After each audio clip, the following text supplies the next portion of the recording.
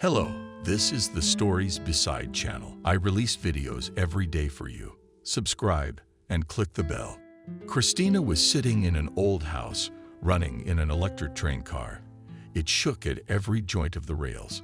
So it seemed that it was about to collapse on the move. On the dirty glass, small snakes crawled. Drops of autumn rain outside the window. Birds flew by, and beresniki are already almost transparent and do not overshadow the vast, endless fields.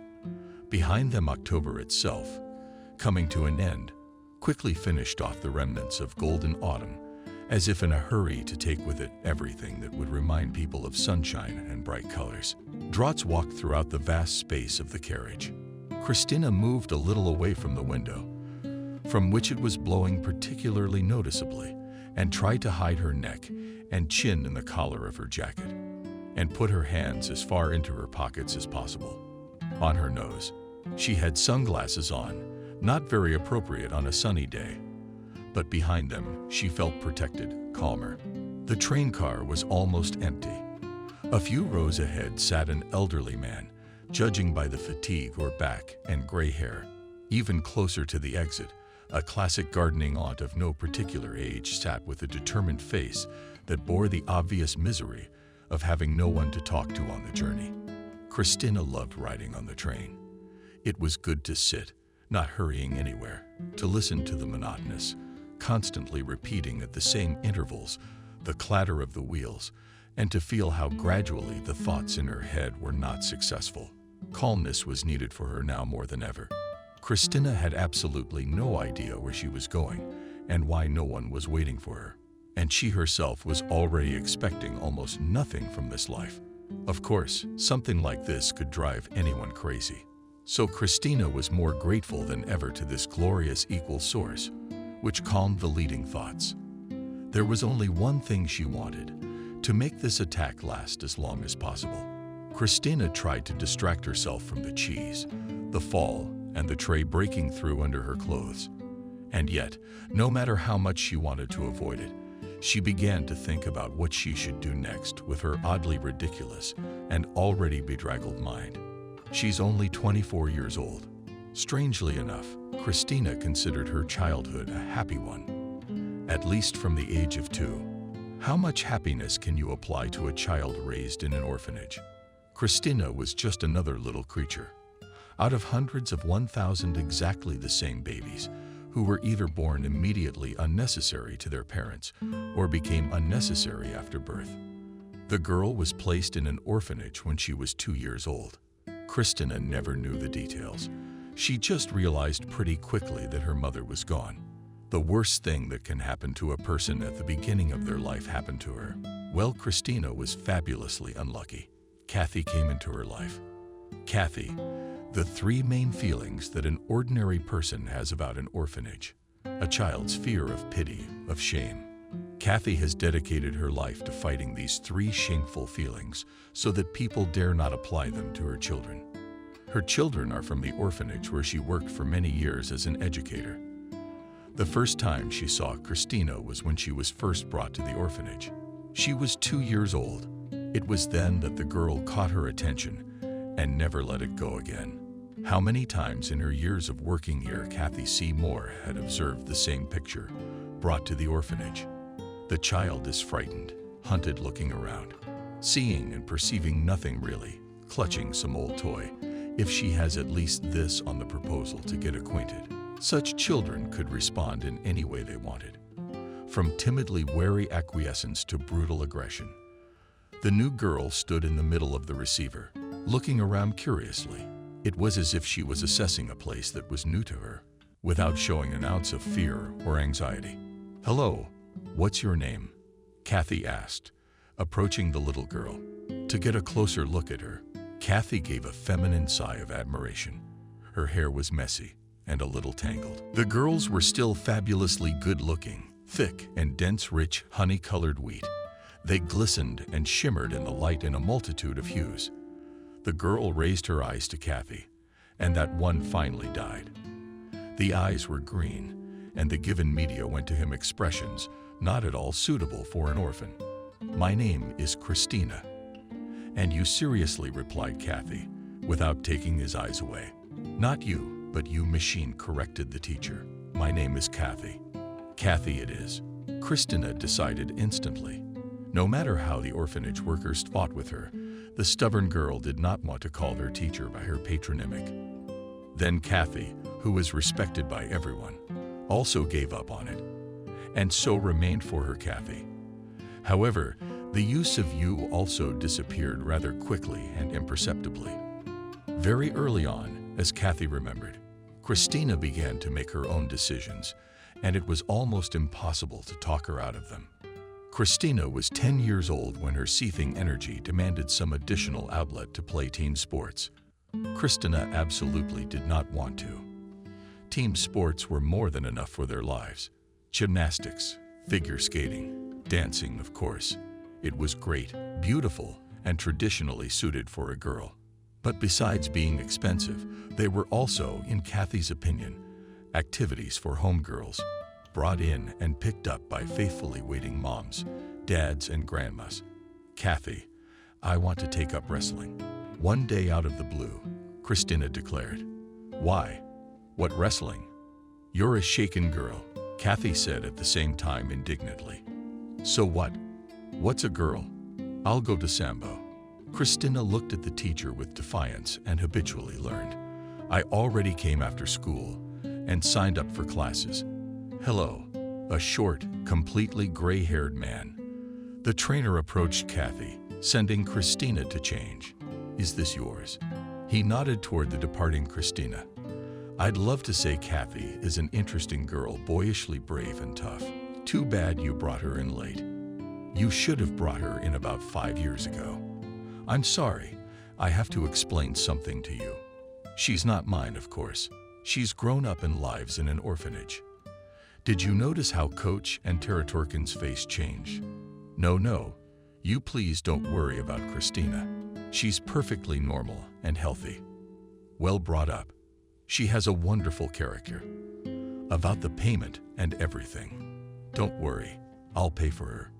You take me for someone else, coldly replied the trainer. I'm an orphan myself, by the way. I'm sorry, Kathy became uncomfortable. I didn't mean to offend you. All right, let her come a couple times a week for now. We'll see how the training goes from here.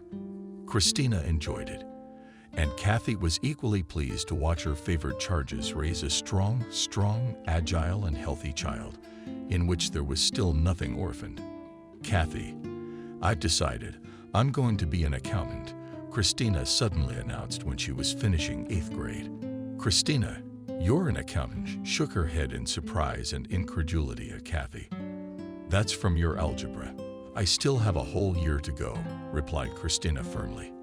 The whole 9th grade, she, as they call it, gnawed the damned algebra. Sometimes reaching despair herself, sometimes bringing the teacher to it. The result was a solid 4 in the certificate for the 9th grade. In all other subjects, the result was also good. Christina was enrolled in the College of Commerce and Economics. The day before classes started, Kathy went into Christina's room. The girl was lying face down on the bed, hugging a pillow. Sensing something wrong, Kathy sat down next to her. Christina, why aren't you getting ready for tomorrow? You haven't even washed your head, Kathy. He patted Christina on the shoulders too. I'm gonna go. There was a voice muffled by the pillow. What the hell is this news? How can you not go? Are you out of your mind? Kathy tried to lift Christina's head, which she still tightly pressed to the bed. I'm not going, that's all. Christina suddenly jumped out to hide her anger. She shouted, I won't go. You hear me, I won't go. If you won't go, then you won't go. After all, it's your own business. It's their personal business. I have my own business, but I don't have pants, shouted Christina. No pants with nothing to go to. Wait, how is there nothing to go to? Kathy looked at Christina, confused and embarrassed. Look at that. Christina, you picturesquely turned around and walked down the imaginary catwalk. Check out the season's newest item, the beggar pants. Exaggeratedly, pronouncing and stretching words with some accent, which probably was supposed to represent a foreign, pronounced Christina. She was wearing rather old pants, which were certainly not suitable for the first day of school. In a new place for a girl, Kathy stood up and walked over to the window. "Oh my goodness," she thought. "May all this girl's problems be solved as simply easy." "How so?" "Get up," said she, turning toward the hutch, which had already settled down on the bed again. "Get up quickly and let's go." An hour later, Christina stood in the store and frantically tried on one pair of pants after another. Finally, she put on the ones that she didn't want to take off right away. The jeans were not the most expensive, but they fit Christina well, pulling off her long, slender legs. They sat perfectly on her hips and emphasized her athletic, trim figure. Christina looked at herself in the mirror and smiled happily. Her education had been saved. Oops, she suddenly realized as she left the store. Is that money? What's that? Oh, come on. Kathy cut her off. I consider it my contribution to your future profession. You're studying. You'll start earning. And buy me 2 pairs. Unhappy laughter. Christina had a good time at college. It was the first time in her life she felt like a human being. One of the few, no different from anyone else. That's the paradox. Most people strive to stand out from the crowd, to be as noticeably special as possible. Christina, on the other hand, is tired of the stigma, orphanage, of always having her finger pointed at her. Struggled to do the exact opposite. She was comfortable among the simple, not particularly wealthy classmates. She didn't really stand out here with her behavior and ignorance of ordinary life. And a high ponytail, thick hair, and perfectly sitting on her Kathy, and jeans more than compensated for Christina's lack of a large closet. Incidentally, it was her hair that first allowed Christina to experience the never-before-experienced feelings of superiority.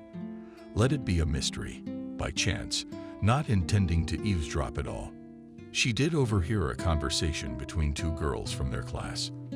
"Ah, that hair, mustache, shoes."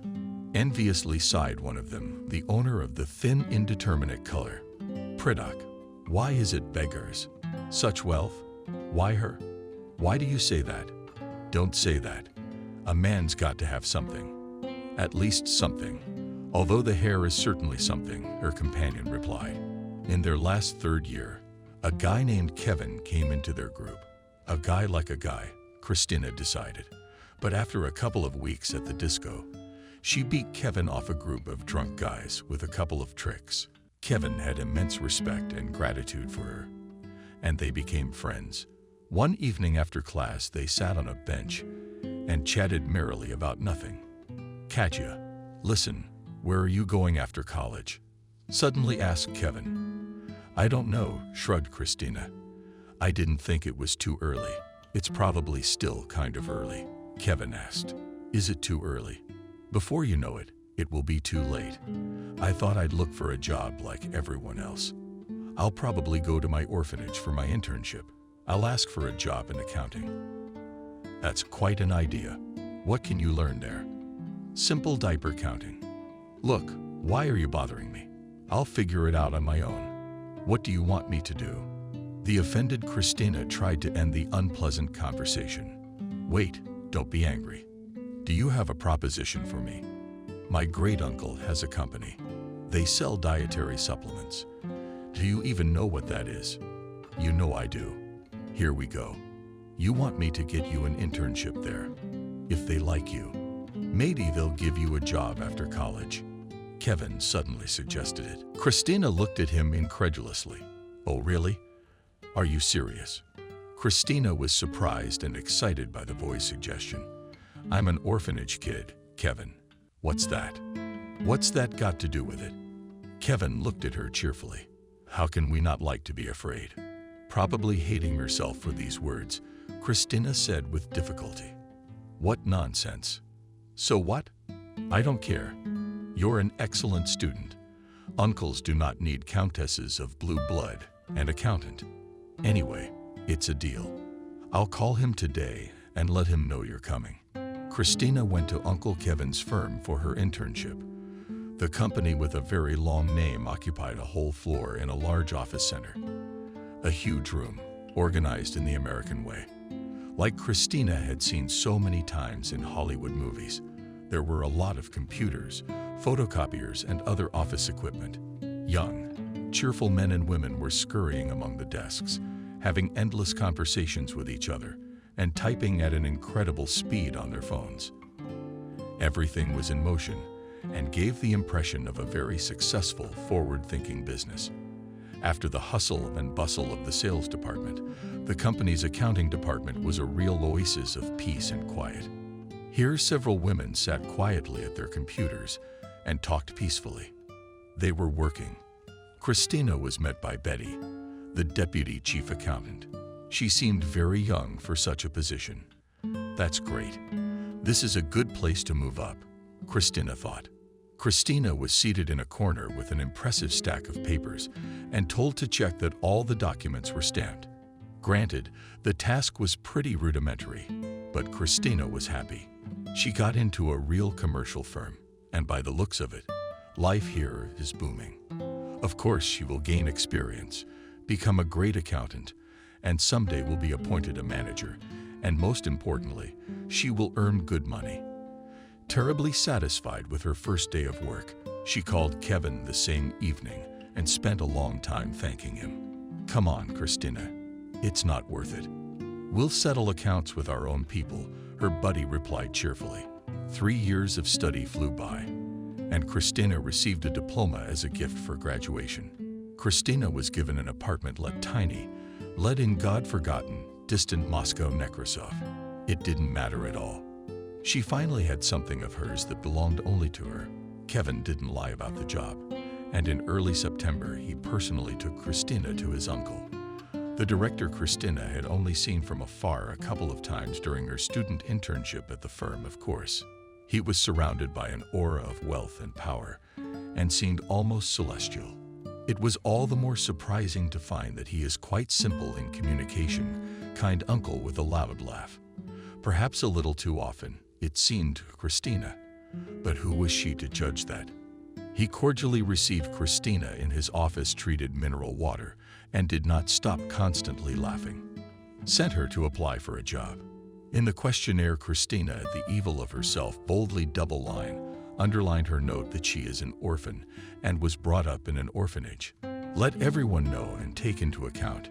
If anything, then they would be elbowing themselves later.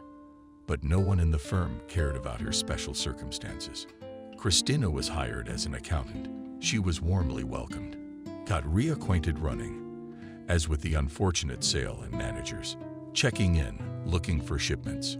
Christina liked the simple, friendly kind of company. The atmosphere that reigned in the office of the company, which was engaged in the import and subsequent sale of dietary supplements. Christina herself had never used such products.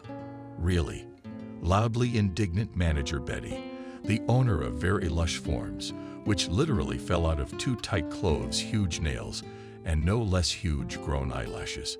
Everyone drinks them nowadays. I've been drinking both for immunity and weight loss for about 3 years now. There's no telling what's wrong with her immune system. But for weight loss, the miraculous remedy clearly does not work. Christina thought angrily at times like this. Salaries and paid well and regularly. The work was not to say that difficult. Christina checked the balance of goods in the warehouse on sales requests. She printed out the load documents and gave them to the warehouse. That was it.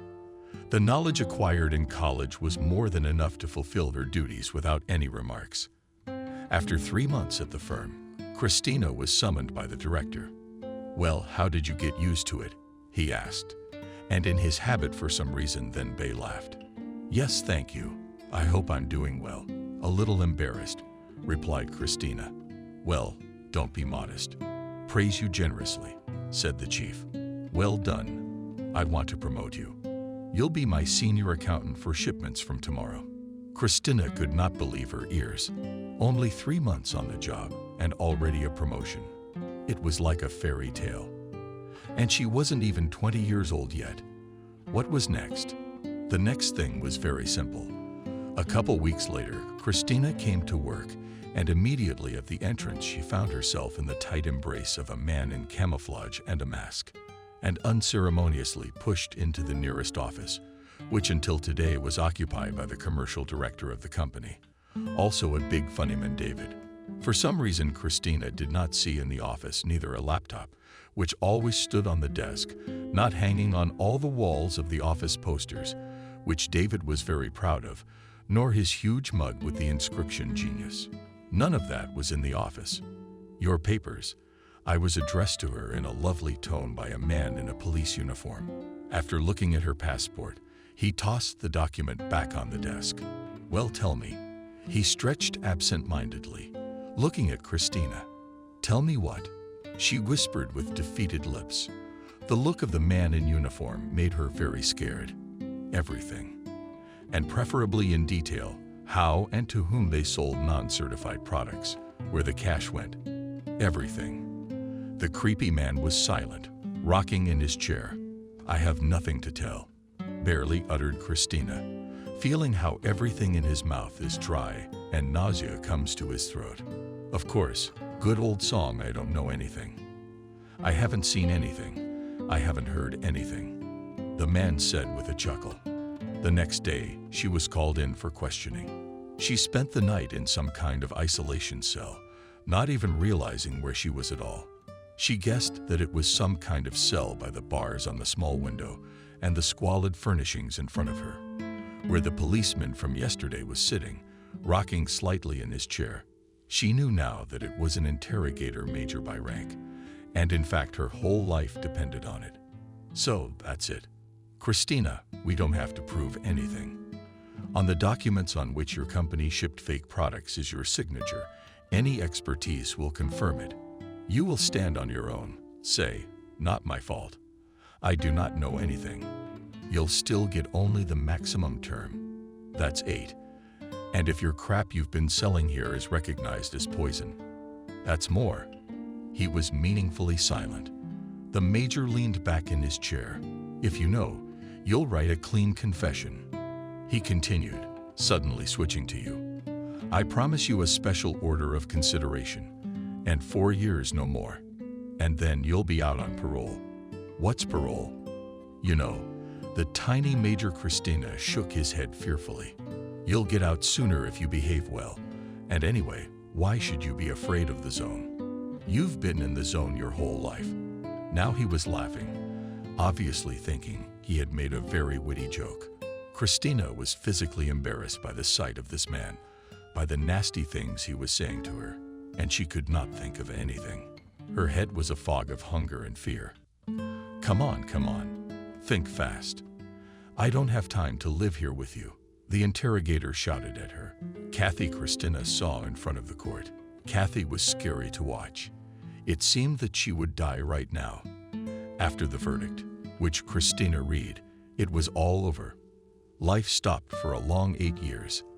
That's how long Christina received for illegal production, sale or forwarding of narcotic drugs, psychotropic substances, or their analogs, which their supplements were recognized as. None of their firm by their side. On the dock, Christina did not see the major's promises of a reduced sentence in exchange for a sincere confession turned out, of course, to be complete nonsense. Kathy never seemed to recover from the blow.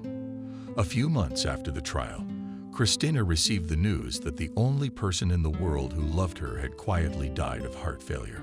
Christina did not want to remember the 4 years spent in the zone. It was a time she wanted to throw away forever, to cross out, to exclude from her life. Of course, she realized that was naive. No one would let her forget the past and the stigma of the orphanage. There was another one 100 times worse than the bunny. And there was nothing she could do about it. But one thing was still within her power to keep all that filth from sticking to herself inside. An article of essence, just like she'd never let an orphan defeat herself and get out of there as soon as possible. God knows, she tried hard and failed. The train came to some station, stood there for the allotted time, and shuddered with all its metal torso. Moved on through the noise in the vestibule of the car, a loud conversation could be heard. Bumps on the wall and bursts of harsh laughter. They were obviously passengers who had just boarded at the station. A few minutes later, the inner doors slid open, and 3 guys entered the wagon. Long unwashed, sticking out salty mean hair, squinted and wicked eyes, and mouths open, perpetual, fiery grins. That's exactly what the people who entered the wagon were like. Throats without putting in a checkmate. And through every word they moved down the aisle with the look of masters of life. Indifferently thought Christina and covered her eyes. I mustn't interfere, I'm not allowed. And then she heard the indignant voice of the aunt, leading the apples. Where are you going? Where to her? Where are you putting your hands? What the hell is this? Good people, we need the police. The screams suddenly cut off, some gurgling. Christina abruptly opened her eyes and sprang out. Instantly coming out of her sleepy, relaxed state, the woman sat on the bench and held her stomach, bulging her eyes helplessly, opening her mouth. Around her lay buckets and scattered learning apples around the wagon. Boys with hoarse laughter were stomping on the blushing, juicy fruit, turning them into a messy mush. An elderly man, whom Christina had noticed first of the trip, was climbing up the seat. "What on earth are you doing?" asked the man. The most pointless question in this situation. Well, everything is dreary, Christina thought. It's about to start. Trained bodies picked up and grouped. Arms habitually, slightly bent at the elbows. And the legs, comfortable the whole trip. Stretched forward, picked up under the foot. It all happened involuntarily, independent of Christina. Thought like all the muscles of a beast preparing for a leap, just as her body worked for the situation.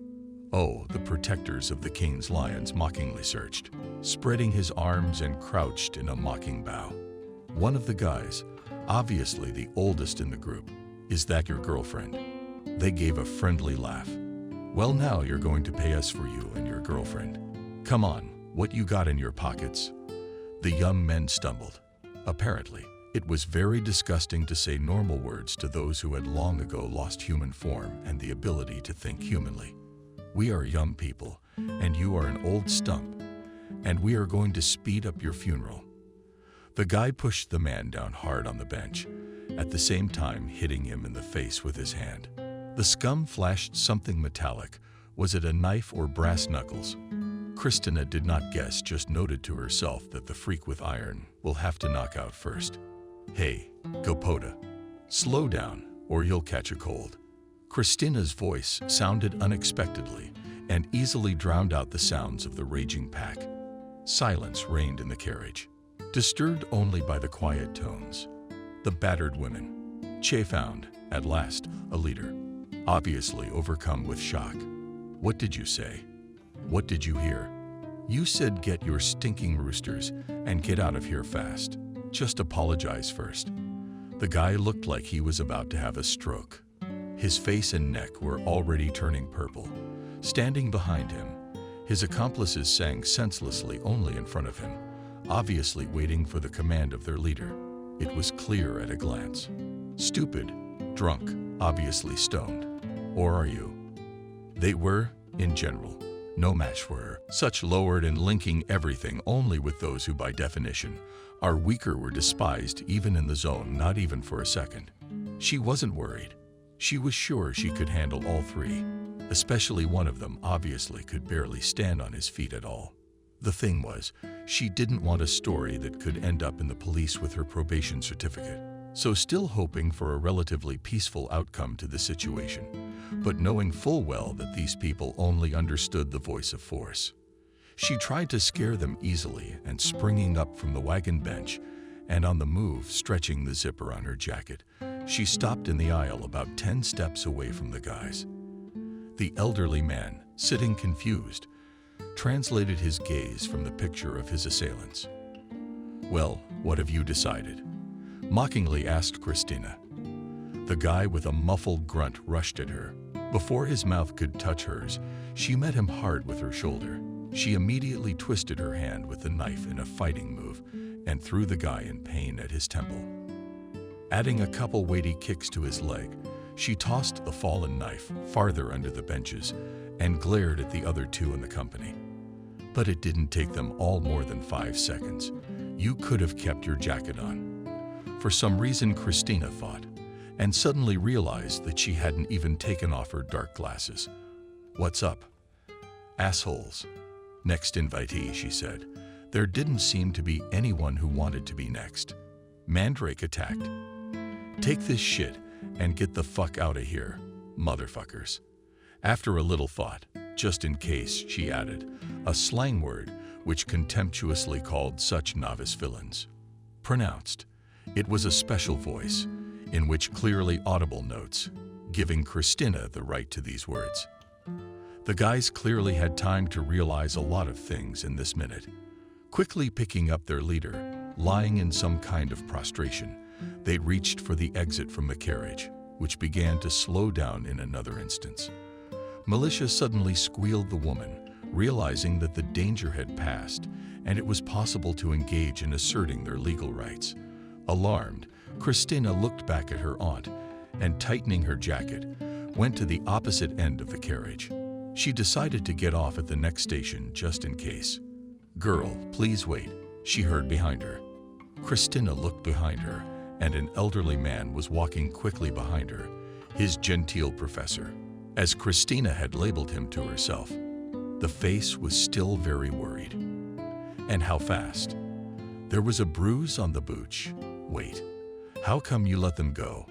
"But they don't need to be taken to the police." "They have to answer, don't they?" The men were speaking curtly, breathing heavily. "Look, I'm not gonna do this. You need them, you take them wherever you want," she replied, continuing toward the vestibule. The man, not daring to insist any longer, stopped and sat down on the last seats before the exit. Christina stepped out into the vestibule and stared at the shaking window of the streetcar door. At the next stop, she got off the train and pulled in the fresh, damp fall air with pleasure. The fine rain that had been falling all the way had stopped. Looking at the train schedule hanging there, Christina realized that she had almost 40 minutes until the next train. "Young lady, dear, excuse me for being intrusive." Suddenly, it sounded behind me.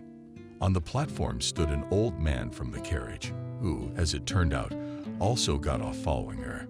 Christina shuddered. For some reason, her eyes itched. A chill went up to her throat. It had just been a very long time, 4 years, since anyone had called her sweetheart. Just like that, in a simple human voice, without a sneering smirk or vulgar innuendo, without stretching the word across the canvas. "I was just coming to get you. I'm sorry, I have to thank you. You saved me. I understand you didn't want to get involved with them, so you wouldn't get into trouble, I understand. But I'm sorry, you have to think about the others. I mean, they're gonna keep doing this. People will suffer, they have to be punished somehow." The man continued to speak quickly, reaching out to Christina, but not daring to touch her hand. "Listen to me. Leave me alone, please. In short, fuck off is coming." Unexpectedly, said the nice girl, in the hope that this would make the old man get off her back. Listen to him for another 40 minutes until the next train came. She didn't want to. The man obviously realized that she had no intention of continuing to discuss with him ways of re-educating late-night bullies, so he stepped aside.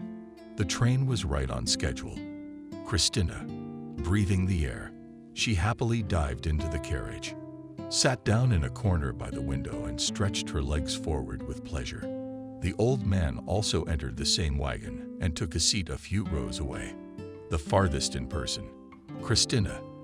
The fatigue of a very early day was beginning to take its toll. Christina looked for the clatter of the wheels in the carriages, started to peck her nose, feeling her glasses slide off her nose. She caught them practically on the fly and put them in her pocket. It was still 30 minutes to go, and Christina almost fell asleep in the carriage, which differed very favorably from the previous one in terms of comfort. Christina woke up from the revitalizing train. Opening her eyes, she shuddered. Right in front of her sat the same old man who had bored her enough during the day and gazed intently into her face. After Christina looked at him, he came to some kind of excitement at all. Crazy and different, Christina thought tiredly, getting up from the bench. The man moved on. Idea along the platform toward the exit to the city. She felt herself following. She was beginning to get tired of it. She stopped abruptly and turned to him. "So you need a quickie from me?" Squinting very unkindly, she muttered through her teeth. You, forgive me. I bore you, but your face eyes. We haven't met you before." Grandfather looked ingratiatingly into her face. "No, we haven't. I would have remembered you. It's impossible to forget you. That's how much you bore the bailiff. You're human." Christina was trying to get away from men. "I'm sorry. I started the conversation wrong. My name is Sebastian. Would you allow me to know your name?" Christina was shocked by the sophistication addressed to her phrases, accustomed to constantly hearing curt and indifferent. Surname, squad, article. She was even confused when she was addressed so pompously and floridly, obviously from confusion. Christina, despite her intention to disengage from the decent old man as quickly as possible, suddenly answered Christina. "Christina for what?" she added. "Thank God we've met. Now you won't be able to refuse me if I invite you for a cup of coffee." "Christina," said Sebastian, stopping in front of the coffee shop's huge full-wall glass window. Behind the glass flowed unhurriedly some incredibly cozy life. In general, soft light of small lamps, but at one glance at a small sofa with cushions, the whole body began to whimper. There is an urge to sit down on them. It was all so starkly different from what had surrounded Christina for the past 4 years. She wanted more than anything in the world to plunge into this magical life, to feel like a normal person. The door leading into the coffee shop opened, letting the customers out, and the overwhelming smell of coffee and fresh pastries wafted in. She'd already had ours. Christina's stomach made such a sound that she was startled, and it seemed that the sound was heard by everyone on the street. "Christina, I'm inviting you in. I have to thank you for saving me," the man said, making an inviting gesture toward the cafe. "Good call. Christina, just so long as you feel the need to thank me, keep in mind that you won't get off with a cup of coffee." Half an hour later, they were sitting at a cafe table and chatting casually and easily. Sebastian mostly talked.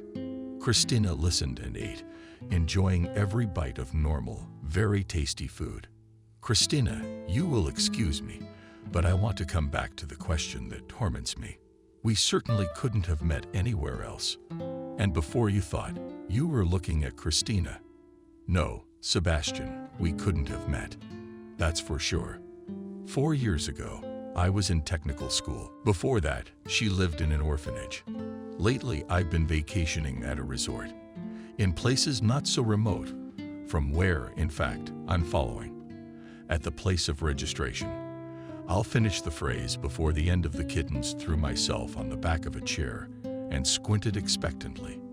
Now horror, fright, squeamishness will be reflected on his intelligent face, and a lot of other things that a man feels when he's at home.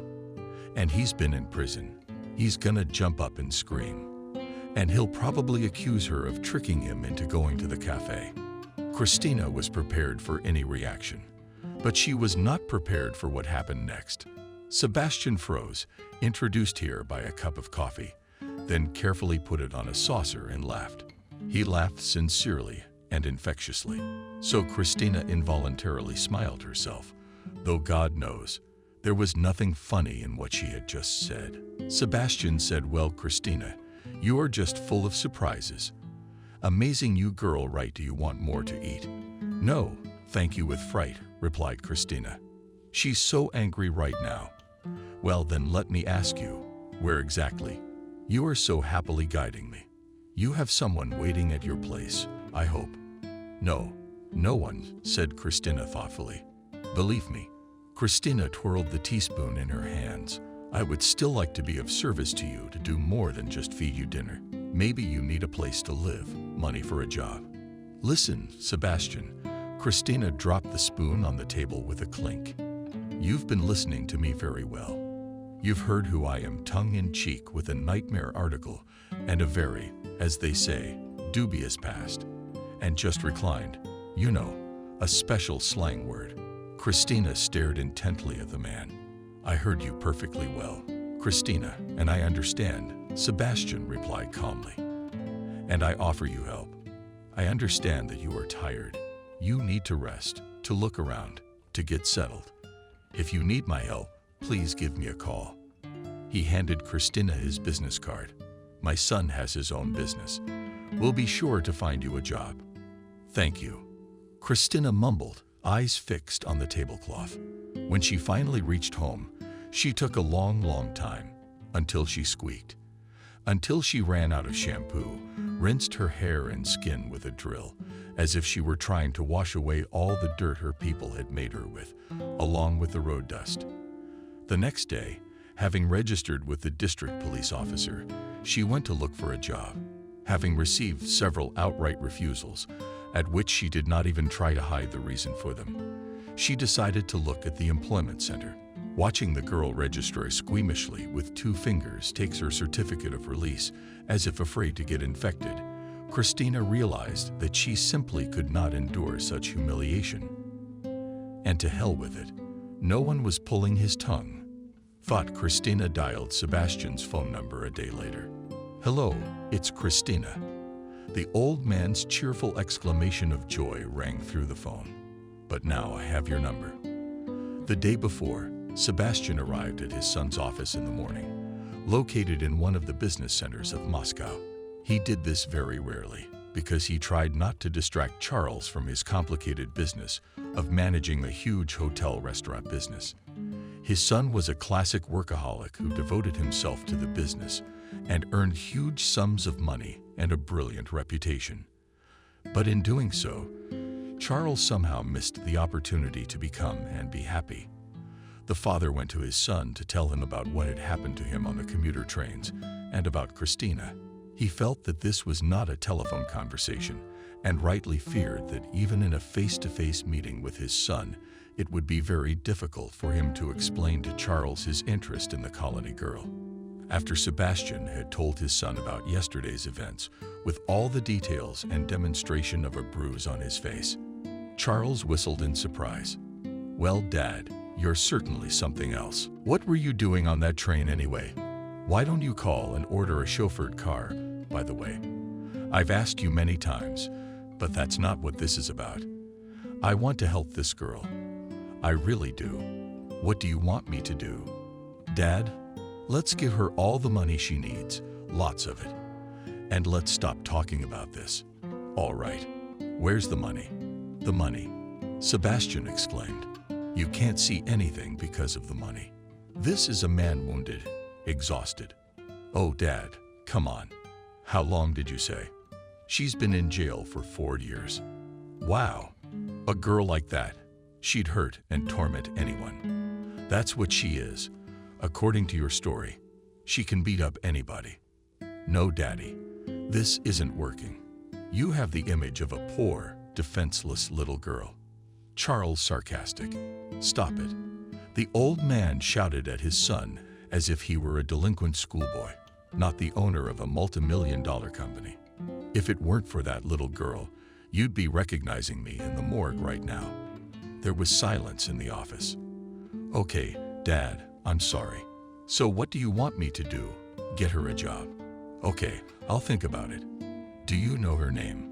Text me the whole thing. I'll see what I can do.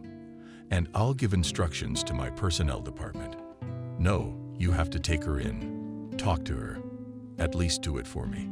Sebastian was relentless. You have to see her. For some reason, my father emphasized the last word. Why should I? Charles' dad was getting hot under the collar. I don't even see the heads of my branches myself. And here's some bunny girl. And your branch managers don't give a damn. And this girl's kind of my own. I don't know what's going on here. I don't know what it is. She came out of the garbage and she's not wearing a rubber band.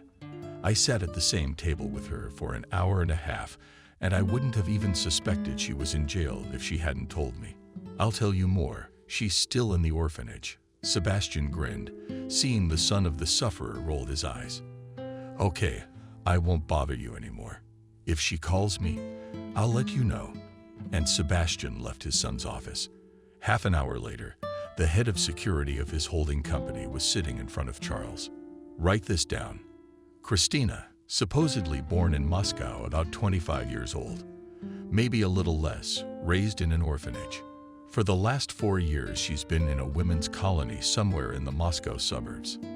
That's all, grinned Charles, seeing how diligently record Rick in the waiting raised his eyes at him. And another one, apparently, owns some kind of martial arts. Now that's it. Let's get to know things. I need to know as much as I can about her. Rick was a professional and earned a very large salary for a reason. A few hours later, Charles had a report on Christina in front of him. The circumstances of her short but tumultuous life, and most importantly, the details of her conviction. Being a business shark, Charles, of course, perfectly understood that the case was fabricated, sewn with white threads. Christina had become a dummy who was simply set up to blame others on her. He even got a photocopy of her photo from the case. The photo was very bad, blurred, taken judging by the look of horror on her face at the very beginning of her time in prison. But Charles had something that tingled when he looked at it.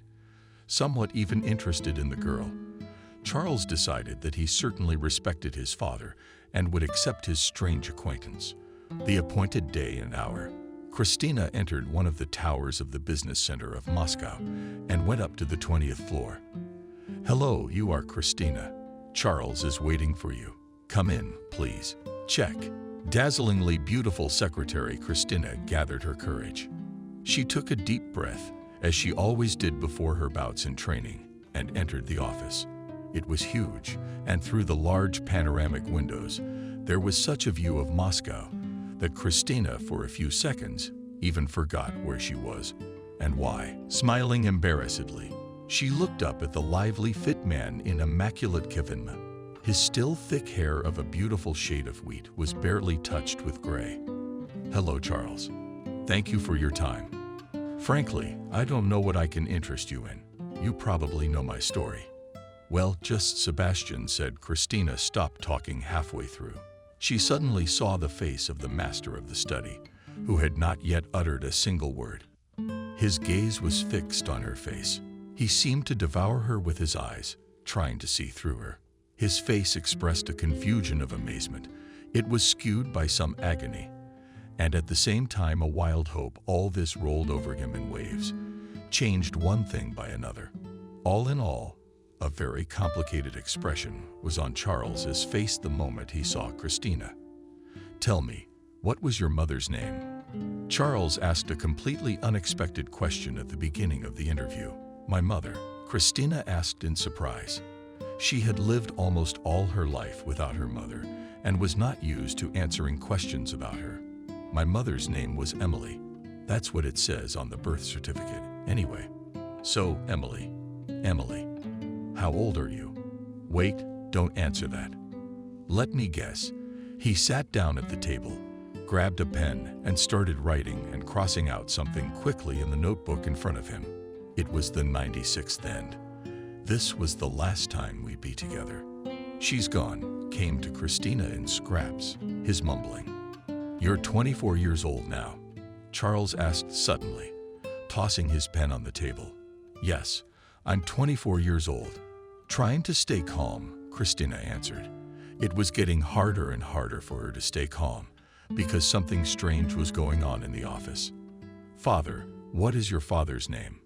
Quietly continued the conversation, more like an interrogation, the owner of the office. With each new question, his voice became tenser and harder. It seemed that a little more, and he would break into a shout. "That's what I don't know at all." "Who is it?" "My daddy," Christina answered ironically. "I have a dash in the father's column in my certificate, and my patronymic was given to me in the orphanage when I got my passport." "Oh my God. Oh my God. Emily. And those eyes, and that hair. No, it can't be.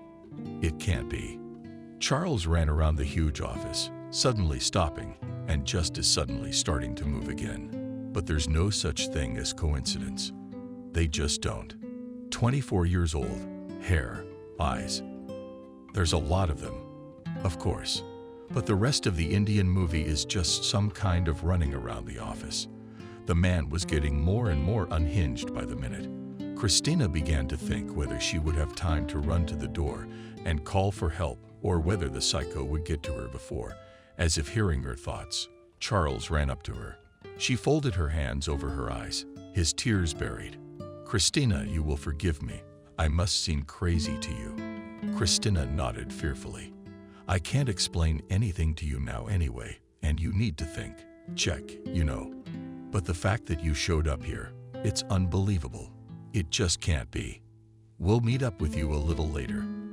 I'll see you a little later. Okay, I promise I won't scare you again. I'm very scared myself. It's like an obsession. I've been talking a lot of nonsense. Man.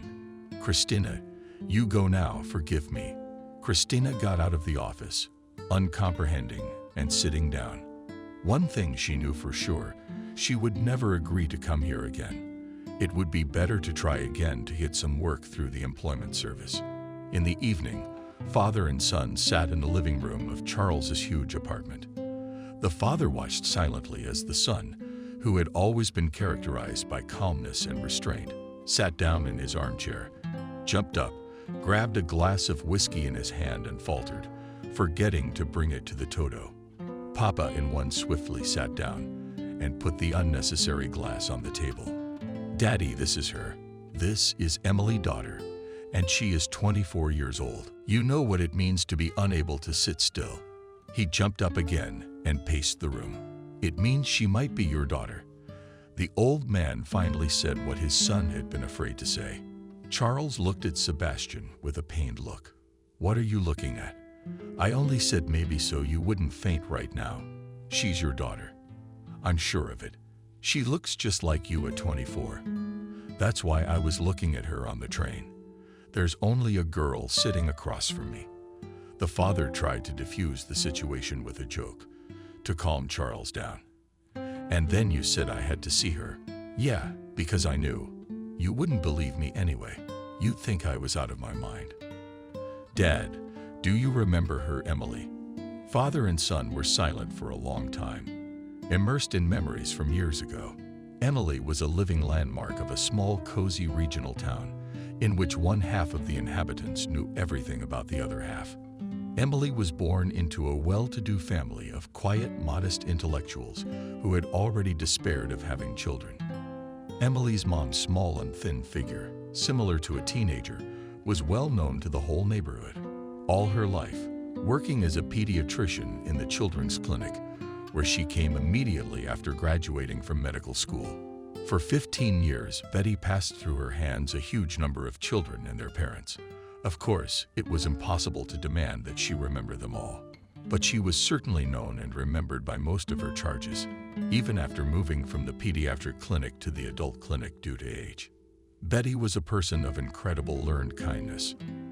Toddlers just hoarse from screaming in the hallway, finding themselves in her office, would fall silent, as if by magic. The doctor only had to touch the baby and say a few words in her quiet, somehow enveloping voice. The astonished babies in such cases are senseless, rushing to their perfectly behaved chads, and deafened from the sudden silence, forgot half the questions they wanted to ask Betty. The whole neighborhood was ready to pray for their district pediatrician, who knew neither rest nor rest and helped to raise one generation of children after another, while being childless herself for some reason. That's how the doctor's life turned out. They judged and sighed on the benches and benches of the neighborhood. She loves children so much, she loves them so much, but she has none of her own. So he gives everything to strangers. Betty's husband is a very complicated engineer for local people to understand and specialize in. For many years, he led a nomadic business travel and life, appearing at home for a few days. He disappeared sometimes for months. So what kind of children can there be here? Neighbors asked each other meaningfully. Really, after a while. James, what was Betty Donkey's husband's name at home? At any rate, the neighbors began to see him much more often, and Betty herself became much more cheerful and cheerful. Finally, To the great amazement and indescribable joy of the whole neighborhood, Betty showed everyone her already noticeable belly. The shopkeepers, parliamentarians, and all the others who were very happy for Betty, literally glowing with happiness, breathed a sigh of relief. Time passed. Her belly was growing, becoming obviously heavy for the frail, short woman. And how many months of pregnancy did Betty not like? Finally, a baby girl was born, named Emily. "Oh, she's a screamer," laughed an elderly nurse as she brought baby Betty into the room. "How many years have I worked here? I don't remember such a loudmouth. They're all yelled at. And she never gets tired. You know, if you believe the omens, she's gonna be beautiful." Betty smiled happily as she took her screaming treasure from the nurse into her arms. When James picked up and brought Betty and Emily home, and they were greeted by what seemed like the whole house. All in all, from the moment she was born, Emily was the center of everyone's attention. Emily grew up as an ordinary child, going through and overcoming all the stages that any little person should, being a late and incredibly long-awaited child.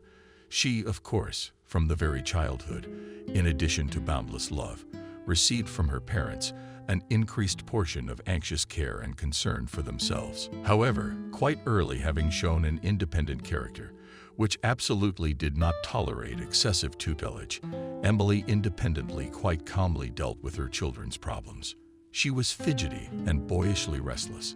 In the house she was called the devil in a skirt, even though she was only seen a handful of times in girls' clothes. Her hands were forever scratched, her knees bruised. Betty periodically pulled out of her closet with a sigh another admirable cute dress that Emily had grown out of. She'd never worn it. Nothing. She'll grow up, calm down, change, become a girl. How did you comfort your wife, James, with a smile? The years went by one. Emily grew and changed. Of course, she stopped running around the yard and participate in all the children's skirmishes in the neighborhood. And her parents tried to channel her excess energy into peaceful endeavors. Take Emily to volleyball practice. And suddenly, unexpectedly, as it happens with children who are constantly twirling in front of everyone's eyes, grow like trees in the yard. Yesterday's just a pretty girl suddenly blossomed unseen here and completely unreal some magazine beauty. From where just pretty Betty and James with his correct, but rather ordinary facial features could appear such a miracle. It was quite incomprehensible. No other way than if one of them had a dazzling witch or demonic beauty in their ancestors who had passed his genes to a distant great-great-granddaughter. Emily was certainly similar to her parents, but all of their features were as if many times strengthened and improved in the daughter so greenish, and James' eyes suddenly lit up on the face of the daughter bright emeralds. Games, fragility of the slimness of the mother, and almost military alignment of the father formed, gave a completely stunning result in the form of an almost perfect figure. Volleyball lessons for several years completed the transformation of a duckling, which, however, was never smooth in a beautiful swan. In general, by the 11th grade, Emily finally and irrevocably turned into a school star. True, the stardom on the study especially did not extend. But still, Emily passed from class to class with quite satisfactory results. The main thing that Emily was absolutely and unshakably sure of was her irreversibility. The conviction that the world revolved solely around her began in Emily's early childhood and never left her. Her parents, of course, tried to influence Emily's overly assertive nose, but with their own hands, having made a domestic idol out of their daughter many years ago. Now they could not change much, having received a school certificate, where the few fours were clearly losing the war. Construction sites. Emily was faced with a choice. It was necessary either to invest with textbooks, to prepare for exams in higher education, or at least in technical school, or to go to work. However, Emily was not interested in either the first or the second option. Accustomed to the admiration of everyone, Emily thought that to conquer the universe, she had only one step left, namely, moving to Moscow, where at her feet, in her opinion, will be immediately thrown all the blessings of the world. Emily left to conquer the capital, as hundreds of 1,000 young girls from all over the country do every year. Being the first beauty of the district, a small town in the capital, she, as one would expect, was immediately lost among hundreds of similar provincial beauties. Moscow was extremely indifferent to the pretty and fresh pilot, slender figure and lush hair. There was enough of this good here. But he needed money at least for housing and food. The option to live in a rented apartment at an acquaintance had gone to the capital a year earlier. It worked only for the first time. First of all, the apartment was tiny, and in addition to the girls in it lived a friend's boyfriend. Secondly, after a few days, of course, in the absence of his girlfriend, the guy began to explicitly hint that part of the rent he would not mind to take with Emily in kind. In general, this relatively affordable option had to be quickly abandoned. Time passed. Leading fashion designers and famous directors, who, as it seemed, do not prowl the streets of Moscow in search of a new star of the runway or screen, still Emily called Emily did not hurry. So she had to look for a job herself. She found it, of course. But it was not at all what Emily had imagined. Looking at her reflection in the mirror at home and listening to dithyrambs about her beauty, she had to work where they took her without registration, and most importantly, without education. Waitressing in a small restaurant, Emily's idea of a waitress as a beautifully dressed girl walking with a tray in the hall and collecting tips quickly crashed into reality. Emily had to wash dishes and floors, wash and iron tablecloths, take in food, and do a lot of other work that never ends in such establishments. She found a place to live through an ad. It was a tiny room, unneglected long ago, and not known to repair the apartment. But the landlady, Nancy, who herself once came to the capital in search of happiness, was a kind, malleable aunt who did not give crazy money. Gradually, Emily even became friends with Nancy. Emily was frightened by the reality that had descended upon her. It was so unlike what she had come to Moscow for, even explaining to herself that it was temporary. For the first time, just to get back on her feet, did little to comfort or reassure her, especially since Emily now understood perfectly well that to get on her feet, in Moscow, you need quite different money. As her earnings in the restaurant, these sums have nothing to do. Emily hadn't considered the option of returning home to her parents. No, of course, somewhere very deep in her soul sat sin and confidence that at home they are still waiting and will accept whatever happens, and it was easier to live with this thought, to let go, to drive, and inside. And yet from the idea of going home, Emily was still a long way off. That day in the morning didn't promise anything good. Emily got stuck in the subway and was late for work, and at the entrance swooped Nancy's secret admirer of her beauty, shift supervisor, and forgiving Jenna. She angry old girl Jenna, senior administrator, who with poorly concealed joy slapped Emily with a fine. In addition, it turns out that Emily's partner is sick and will not be coming to work, which means Emily will have to work twice as hard. To top it all off, her tooth suddenly fell apart. Yes, so badly that she thought of going to try to get off work. But the receptionist's look made it clear that if she left work today, she wouldn't be able to come back. In 2 days, she had to pay for a rented room, so she preferred to keep silent. Nenka would wait, of course, if necessary. But what next? After half a day of running under the continuous flossing, Emily felt really bad. Taking advantage of a small pause, she crouched in a corner near the bar, trying to calm down at least a little, twitching and pain. Here, no pain here by childish habit puffed up her cheek, covered her eyes, and froze in such a funny and ridiculous way. Suddenly, she felt a glance at her. A tall, young, handsome guy with light hair of a very unusual color was looking at her. It's a color called honey wheat, and it doesn't harmonize at all with the color of dark chestnut. There's a lot of things scattered about. I haven't noticed the beggar's order yet. The hodgepodge is getting cold. One fine isn't enough for you. Hearing the bartender's hiss. Taking the tray with the order from the counter, Emily moved towards the table where Wheat Blonde was sitting. The table was a couple steps away. Suddenly, look for a tooth. It exploded, so much so that Emily's eyes went black. She lost her coordination for a second and stumbled. The tray she was holding in her hands was lazy, and all its contents flew into the guests. The hodgepodge and sour cream flocked picturesquely over the excellent man. On his shoulder appeared a mug of lemon from the same Solyanka. Seeing that yellow plaque that looked like a small epaulet, Emily giggled stupidly. But what happened next? Emily tried not to remember. Of course, she was dishonorably dismissed, despite the noble intercession of an unhappy visitor, having received the miserable remnants of her salary and having listened to the administrator's assurances that she would not be able to get a job in any decent establishment in Moscow. Emily went outside. It was late Moscow autumn, when it was wet and cold, both above and below. Emily lifted the collar of her short jacket and slowly walked towards the subway. Deep in thought, she didn't even immediately notice that a large car had been moving next to her for some time. Finally, with her side vision, she noticed it and stopped from the driver's side door. Out stepped a man, a blonde seagull. The system is hopelessly screwed up. "Hello, Emily Wright." The man blurted out in embarrassment. "So you got kicked out of your job after all?" "Well, I'm very sorry."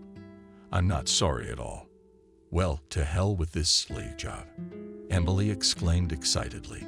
She laughed, shook out her shoulder-length hair, and flashed her green eyes. The man looked at her with undisguised admiration. "You know, you're certainly right. You should be the one bringing up the order, not you." He was silent for a moment. "I, of course, thanks to you, still smell a little bit of diesel, but if it does not embarrass you, I invite you to the restaurant. Only let's keep a close eye on the waiter when he comes up to you with your order." "Okay." "Seriously," the blonde added. Emily laughed merrily. The restaurant Emily had been brought to by the stranger was several orders of magnitude above the one she had worked at until a couple hours ago. Oh, and the car they'd spent very little time in. After driving just a few blocks, Emily had time to appreciate as quite expensive and apparently new. This was a chance much needed for her. Just a few hours ago, so unlikely, but now coming straight to her hands. Oh, Emily, this is such a cliché, of course, and you probably hear it every day, but very, very, very beautiful. Emily smiled dazzlingly, putting into that smile all the charm and seductive personality she had been given. I remember she was wearing worn-out old jeans, and not very clean, plain-looking ones with a breeze. More, however, trying to keep herself looking like she was wearing an evening gown side did not go to waste. Charles, as the man's name was called, was utterly charmed. In the end, he looked at Emily with all eyes, thanked her for a wonderful evening, and offered to take her home. "Who's home to?" Emily almost blurted out, but she managed to bite her tongue. Charles brought Emily to the house where she was renting a room, and ceremoniously, he opened the door, gave her a hand, helping her out of the car, then kissed her hand, once again saying thank you for the pleasure. He said goodbye. "I see. Tough case. Well, at least I had a decent meal." Emily thought with some regret about missed opportunities, going up to her third floor. Opening her eyes in the morning, Emily immediately returned to the merciless reality, looking at the walls, pasted with cheap and already very dirty wallpaper. She remembered that even this accommodation she would soon lose, which meant she had to go looking for a job. All this was so disgusting and miserable that Emily suddenly remembered about the business card of one regular visitor of the cafe, who more than once greedily looked at her. Once slipped his card into a folder along with the money, said, "You know, little girl, how you will get tired of running with a tray. You give us a call, we'll find you a job. A job worthy of your monkey." What kind of job are we talking about? Emily understood perfectly well, but perhaps her upbringing and the rules of decency instilled in her from childhood still kept her from going downhill. She wanted to tear up the business card and throw it away, but she kept it. Taking out the small cardboard rectangle, Emily suddenly froze. It was scary, and there was a realization that there would be no turning back. Still holding the business card in her hands, Emily walked over to the long, uncleaned man's window. Down in the yard stood a car large and expensive, the kind you don't often see on their screen. The car seemed familiar to her for some reason. Suddenly, she realized it was the car of her acquaintance from yesterday, and he's obviously waiting for her. The hope that had died yesterday after he'd left flared up with renewed vigor. Pulling herself together quickly, Emily looked in the mirror and made sure she looked great. She rolled down the stairs. She paused before going outside, giving herself a bored, indifferent look. Emily stepped out of the driveway and pretended not to notice the car. Charles immediately jumped out of it. "Emily, hello." Were you behind Charles, glowing? He was holding a bouquet of white roses. But it's not going anywhere, Emily thought. A week later, Emily was living in an apartment on Kutuzovsky Prospect. True, in her opinion, far from the center. But taking into account that the nearest metro station was a few minutes' walk away, this disadvantage could be overcome. The accommodation itself was comfortable and spacious, and although at first glance the renovations and furniture looked a little old-fashioned, she settled in with great comfort. Charles was a man of some kind of prehistoric upbringing from Emily's point of view. In all things male-female, it seemed that he was going to woo her long and tediously, with all the proper rituals. Emily had no time to wait. When such a promising candidate appeared, she was not going to stay in her miserable room on the far outskirts of the city. The same evening when Charles appeared in her yard, Emily took the bull by the horns. An avalanche of dazzling smiles, flirtatious kisses, supposedly casual touches, and assurances of eternal gratitude for her help descended on Charles. By the end of the day, he had given up completely, and they spent the night together. Charles was in love at first sight, deeply and strongly. Charles himself was not a Muscovite. He was born far from the capital in one of the Siberian cities, where his father had gone to work after the institute. However, Charles's grandmother, a professor's widow, remained in Moscow and set herself the goal of keeping the apartment, her son and grandson. Grandmother died recently. Charles, by that time already graduated from the Institute of Economics and making the first steps in business, decided that it is more promising to do it in the capital.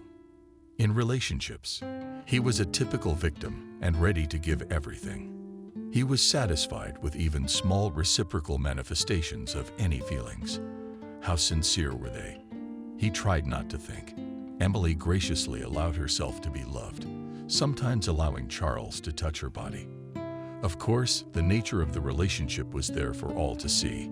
His father, who by that time had returned to Moscow, allowed himself a couple of times to start a difficult conversation. The son never got into personal, private ones. Don't you think so? No, Dad, it doesn't seem so. I'm sorry. Janet was Emily's former landlady, whom she somehow kept calling and even seeing on occasion. But in neutral territory, she'd say, "I don't get you, Emily. What else do you want? Your Charles is a golden man. He's got a fancy apartment, and he's married, and he's got money. Aren't you stupid? They'll kick you out for your tricks. Let's see how you score." No, I'm not stupid. I need money for something else. You know, something else. I'm supposed to get married. When they buy me a separate apartment, then maybe I'll think about it. I'll never see his apartment. It's in my father's name. And kick me out. Really? Emily laughed. He'd rather throw himself out of the window. And suddenly something happened that didn't fit into any organs, plans, and calculations. Emily fell in love for real. Suddenly, what she had done with Charles happened to herself. She completely dissolved into the man, and she didn't care about common sense, calculations, and prospects. All she wanted was to be with the one she loved. Emily left Charles by simply writing him a note that she was leaving him for someone else. Charles never saw Emily again and knew nothing about her. He tried to find out through Nancy, whom he remembered from Emily's stories. To do this, he would come to the same old yard from which Emily had been taken. But Nancy either didn't want to talk or really didn't know anything about her troublemaking girlfriend, except that she had left Moscow with some biker. The story of his relationship with Emily was a painful wound for Charles, a pain he rushed to dull with work. But it didn't hurt to know something. A few weeks after she left Charles, Emily discovered she was pregnant, though she wasn't sure if Charles was the father or the man she'd given up everything for. It was the same feeling that prevented her from dialing her pimp's number that kept Emily from getting rid of the baby. Or maybe it was finally remembering her mom who had raised so many babies that Emily couldn't even kill one. She gave birth to a baby girl and took up residence with her at the same kind-hearted Nancy's. By that time, of course, Emily was no longer the blooming beauty who had once come to conquer Moscow. Emily had gone downhill. She started drinking, got in touch with some other admirer, and left again, having previously surrendered her 2-year-old daughter Christina to an orphanage. Emily, really? How can you do that to a child? Nancy was horrified. Well, you don't need her, so find her father because you don't have Christina. What was his name? You give this to Sam. No, Emily grinned. I won't give him that kind of joy. It's a cross. Don't give it to me. I'll get back on my feet. Then I'll take Christina back. After that, Nancy never saw Emily again either.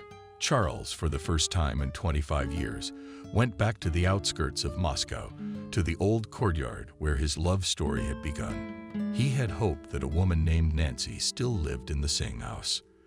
After asking the chattering boys in the yard, he went up to the 3rd floor and rang the shabby doorbell. He was opened by a woman without age who could have been 40 or 60.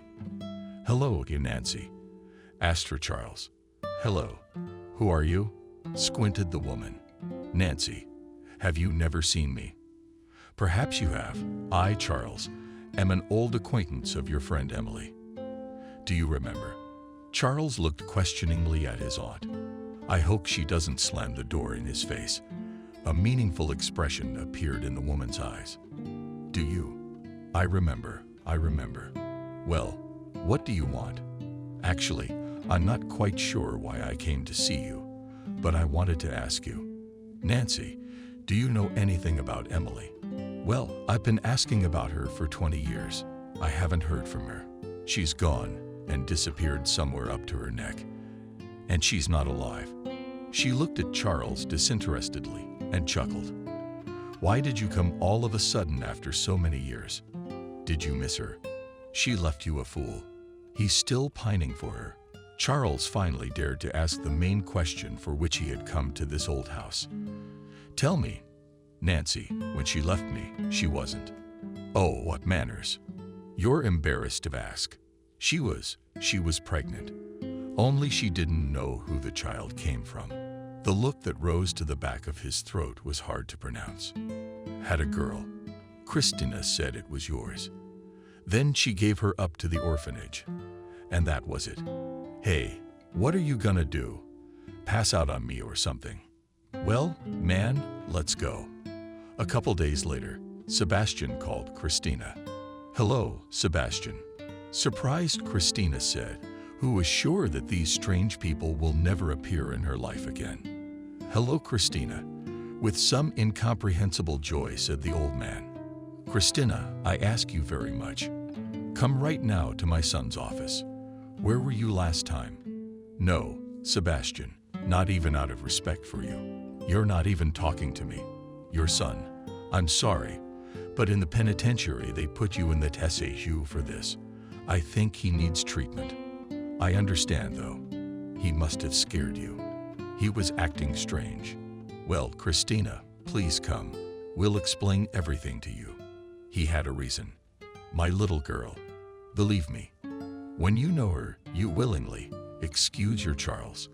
Christina arrived and went up 2 floors to a familiar office. A slender man with wheat hair slightly touched with gray rose up to meet her from behind the desk. "Hello, my daughter," he said.